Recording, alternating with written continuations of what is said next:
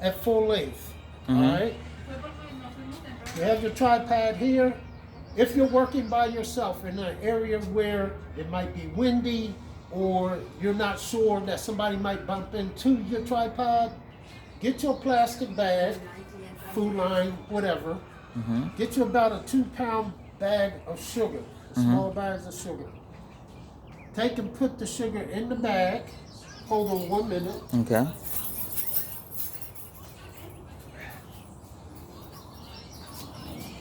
Take and put your sugar in the bag, and then you can take and hang the bag on here. That now creates a weight for your tripod to stay stable. Okay? All right. So you got that. You can put your camera up here. I'm going to put mine up here. Hold on 1 minute. Okay.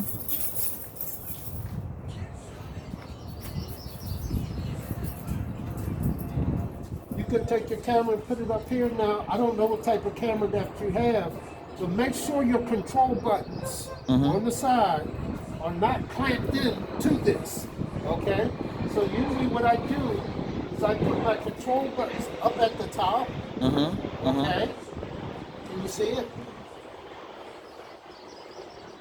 I usually put my control buttons up at the top, and I move the camera over here to the side, so when I do clamp it down, and all you have to do is tighten that down, like so, and voila, you're done. Okay. Okay? Also, come around this way. Come around this way. You want to make sure that your lens is not obscured by anything. Okay. Okay? All right. Come back around this way. So once everything is in, locked down and tight, you're basically good to go.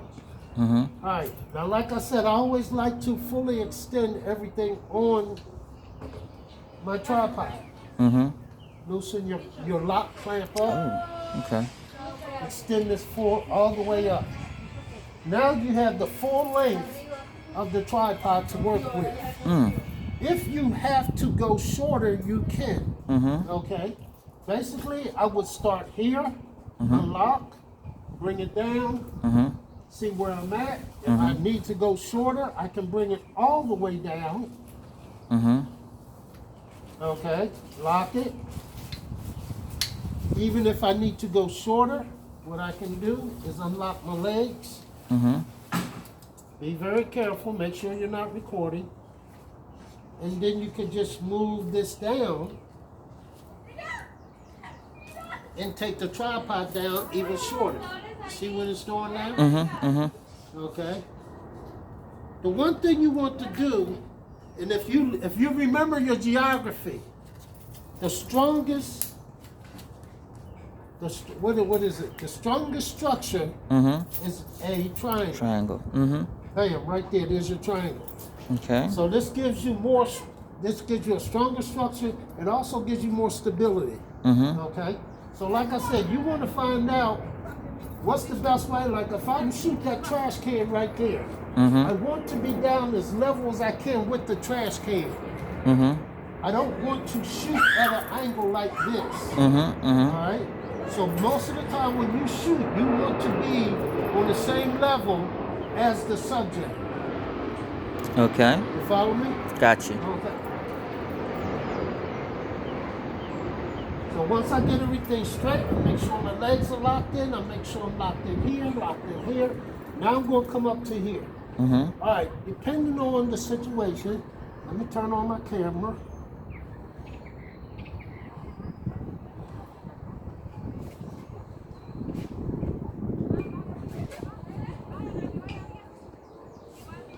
Okay, I don't know if you can see that or not.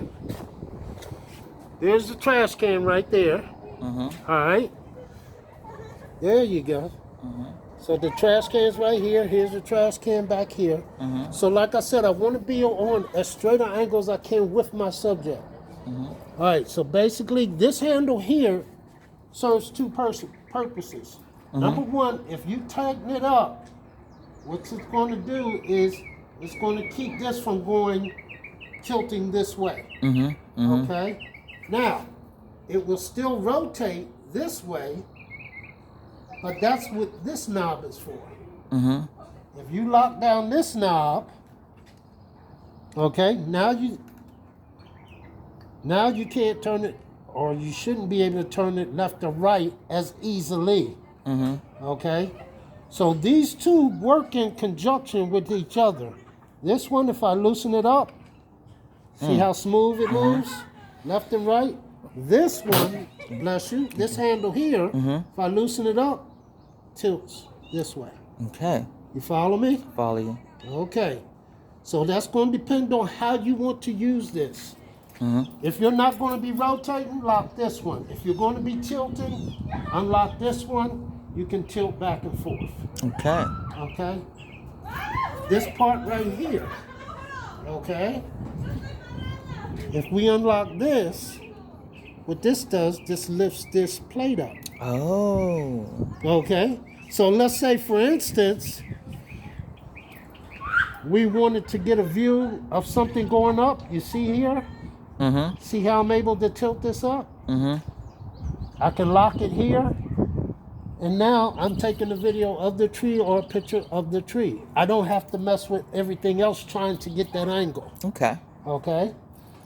Take this, unlock it, let it back down, lock it back in. So all of this is where you have to practice with this piece of equipment to find out what kind of angle you want and how you want it to look. Mm-hmm. Okay? Because you can also raise this all the way up.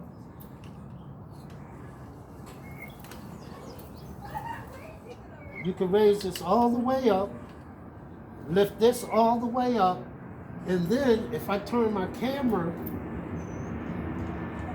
around, hold on.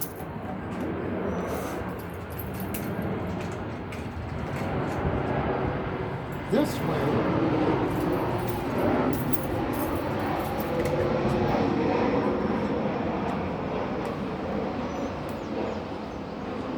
and lock it back down. Then this is where you can go with a shot going down. Oh. You follow me? Mm-hmm. Like, let's say, for instance, there's something on the ground that you want to take a shot of. Mm-hmm. You put your camera in this way, tilt it down. You look down, see if you got a good shot. Boom. Right. You see what I'm saying? Mm-hmm, Not only is the tripod stable, your subject stable on the ground. Mm-hmm. Okay. All you got to do, boom, hit that. Now, one of the things that I've learned is, especially with these cameras, I'm going to tell you now, the cameras on these phones now are just as good as the digital cameras that you can buy for $2,000 to $3,000. You just have to know how to work it. Okay. There's some things on these cameras that I have learned to use. Like, for instance, you can go to your timer.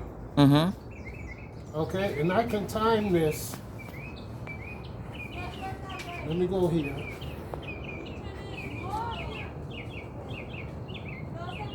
Okay, so this timer's on for 5 seconds. Okay, so let's say, and it's good to use a timer if you're working with yourself. Because what you can do is, I can hit this button here. And what's that button called? It's a timer. See his timer? Okay. Yeah. 3. 2, 1, and boom, it took the picture. So what you can do, you go there, you hit your timer button. It's a little button right there. And I can even take it to more time. That one's for what? 10 seconds, right? So what I do, 10, 9, it's counting down. It gives me time to get in front of the camera, straighten my pose, and then it's going to take the picture. Now, you see what I'm saying? I do. So what I would do if I was you also, you have a flash on your phone. Set your flash to work. Okay? Now what I'm going to do is take the picture. I'll get in front of here, and now I will definitely know that the picture's going to be taken because the flash is going to go off. Okay? There it is. I seen the flash go off. I know the picture was taken. Mm. Okay? You follow me? I follow so you. this will be a good thing to work with, especially if you're working by yourself in the beginning. If you're going to do photo, you can use your phone.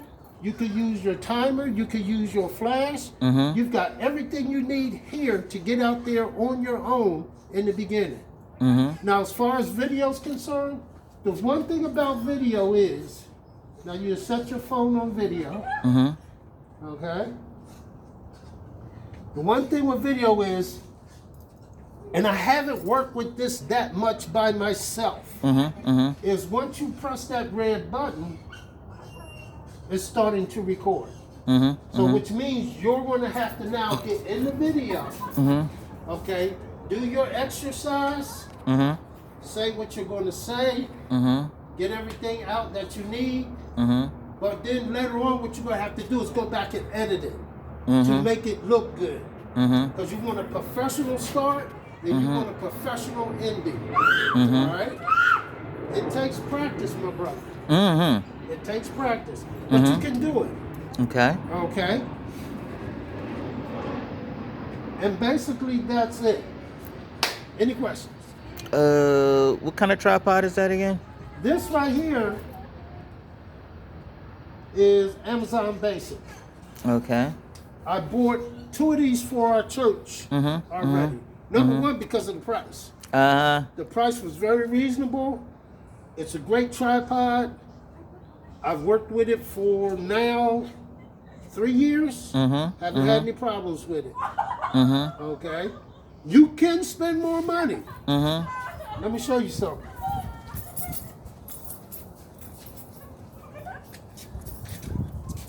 This tripod right here, if you Google that name, okay, you're going to spend hundreds. Ooh, okay. You're going to spend hundreds of dollars on that name alone. One, because it's built better. Okay? It's built better.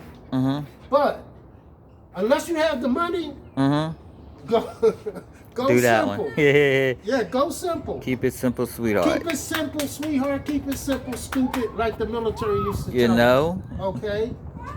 And then once you get your finances together, once you get the backing that you need or whatever, then you just step your game up. But guess what? You can do just as good a job with your camera, with your phone, with this piece of equipment as any other professional. The thing is, you have to practice with it, you have to learn it, you have to master it. Because one thing I've learned with photography and even video, I don't like doing video that much because it takes a lot of editing sometimes. But when it comes to photography, you have to practice every single time. When you pick up that camera, when you pick up that phone, you better know what you're doing before you go to make that shot or that video. Because you might miss it.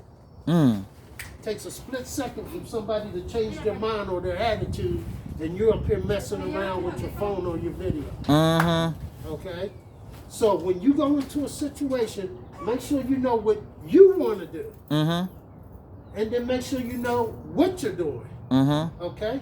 Once you get that together, you're good. You're good. And that confidence will be with you all the time. But like I said, you can go expensive or you can go economical. I ain't gonna say cheap, but economical. Economical. Because it works just as good. I've seen some people take pictures with these phones, and if you didn't know it, you swore they used a $2,000 camera. That's true. They even have articles on some of the photography school websites and things of that nature that teaching people now how to take pictures with their phone cameras.